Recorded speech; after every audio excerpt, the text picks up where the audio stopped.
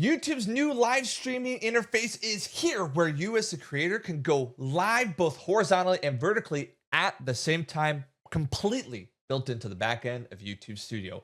Also, YouTube has updated what the backend even looks like. So today, we are going to show you how you use the vertical and horizontal live streaming feature, some of the changes they've made on the backend of Livestream Studio, how you use the highlight feature if you've not used it already, and something to know about when it comes to the AI highlights that YouTube promoted during their Made on YouTube event. So without further ado, let's get started. So first, as I want to call out, you go and set up your stream as you would anytime before, utilizing OBS, whatever streaming service that you use to make these streams. There's nothing new about the metadata setup for this streaming interface, just to call that out. So once you get into the back end, you'll notice that the preview in this section look a little bit different. One thing that I love and one thing that I don't like is what I wanted to call out here before we show you how to do the horizontal and vertical setup. So back in the day when you were making metadata, it was really frustrating to update your title, your thumbnail. It was actually kind of hard to find. And now with this new setup, it's right here. And I love that. It tells you what its privacy is, the monetization, the ads automate, all that is visible for you right here at the front of your interface. And so that has made that 10 times easier to find, as it used to be kind of tucked away. One thing that they've changed that I haven't supremely loved is that the stream key has got moved up into this preview interface. It used to be right above the stream URLs, which I really liked. It was really easy to manage your streams here, your stream keys here. And now they've tucked that up here, which ultimately is fine. I just found it a little clunky because if you've been doing live stream for a long time, like I have, you know exactly where you're going to go. And now they've moved it. It's up there. You can copy it simply like this, which is really handy. You can reset it here with this button, but it is built into the preview interface, which just seems like a strange choice from me. I'll get used to it. Now, the main question is, how exactly do we go horizontal and vertical simultaneously? Well, there's a couple things I'd like to call out. First, you have to do this from the get-go, okay? If you do this, or if you look to do this on a live stream that's currently live, you can't do it retroactively. It will be grayed out, okay? So you're gonna go down here and you see horizontal, and you're gonna click horizontal and vertical. Upon doing so, another window will pop up in a 9:16 format. It is worth noting, folks, that as far as I can tell, there's no auto keyframing trying to follow the action. So basically what's in the center of your 16:9 is going to be your 9:16. And that is something to think through depending on what you stream. If I was doing a talking head live stream, it would be primarily me. And although my head would take up a lot of that space, it would still kind of work. But if you're a brand streaming a show, there's a good chance that a lot of people will be looking at odd parts of the show close up because it's not really made for vertical.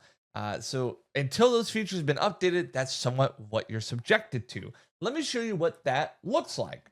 I'm using a stream key that has been used prior, so that's why I'm getting error. But as you can see here, you have the 16:9 playing here, and then you have it spun up in the 9:16, really framed in view here on the right side. I will note on a couple times of testing this, I actually saw it take that 9:16 or the 16:9 and squeeze it into the 9:16 framing. It's not an option that I could set up for. There's no option here for me to make an adjustment on what this looks like. It's not giving me an ability to make an adjustment on the 9:16 framing at this moment in time.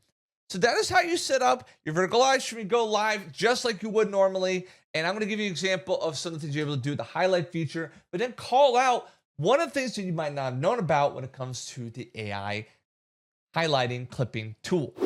So here's a stream that I've been running for about 30 minutes. Like I said, exclusively unlisted with vertical and horizontal streaming simultaneously. And the shorts algorithm hasn't taken it at all.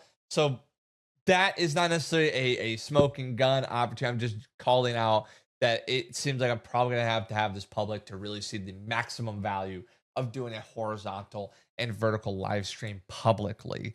Now you do have the highlight tools up at the top. Perhaps you've never used these before, so I'm going to go ahead and show you what using those look like. So you can go up here, you can click your ad stream marker. I actually have the Google support page up here, and it says you can insert a stream marker when something interesting happens, and it does run for a little bit, about, I would say roughly 30 seconds, maybe 45 seconds, where you can try to get that clip. And then you can go ahead and drag the bars. You can set the title, make it private, and make some adjustments on the back end later. I'll show you exactly what this looks like. Go here. I click my ad stream marker. All right. And then it's going to appear in the video editor after your stream ends. Or you can say, go ahead and make a highlight for the most recent stream marker, which I'm going to go ahead and do so. As you saw here, it just popped back in.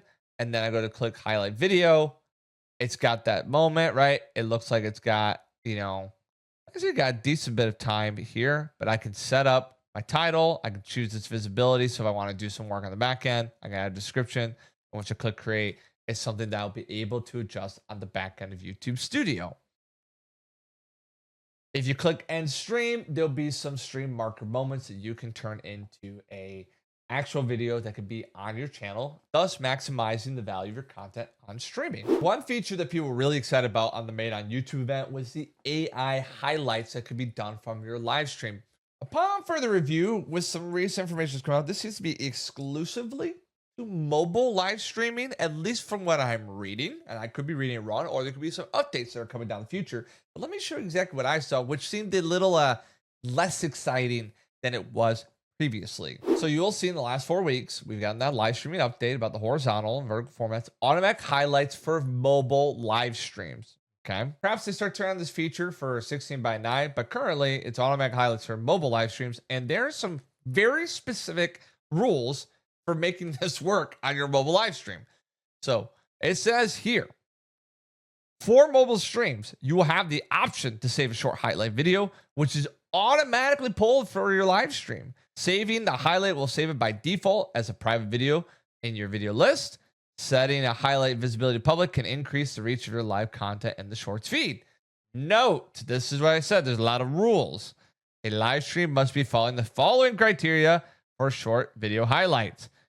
Live stream must be between 10 minutes and 12 hours. The stream must be in a vertical format and streamed using the YouTube mobile app. So not even a vertical format on your desktop, has to be done via the YouTube mobile app. The stream cannot be a screencast. The stream has to have chat enabled. The stream must not be made for kids, and it must be the typical safety standards. So if you're excited about this AI highlight feature, it's going to be because you're mobile streaming. It's going to be that you're mobile streaming for a decent chunk of time, and that you have these features set up. You're done it through your mobile app. The chat is on. That is the only way you're going to get those AI highlights for your mobile stream. No information whether that's going to be a feature available for the 16:9. So currently it is that click the marker, make a highlight, set up the marker for retroactively making those highlights, etc. Overall, I'm excited about these new updates. The only time will tell how effective they are for your channel. They're relatively easy to set up. I'm not a huge fan of the new interface. I'm sure I'll get used to it. Really, the main question is how much value is it going to add to a horizontal stream if you have it going vertically as well? If you know your relative benchmark, what you do for a horizontal stream, and then you slap on that vertical stream, of course, you'll probably get more views, but how much more and how much value does it actually add? These are questions that we'll answer in the upcoming months as more people get access to this feature. Thank you so much for watching. If you liked what you saw, you can subscribe, do all the things. And until next time, happy creating.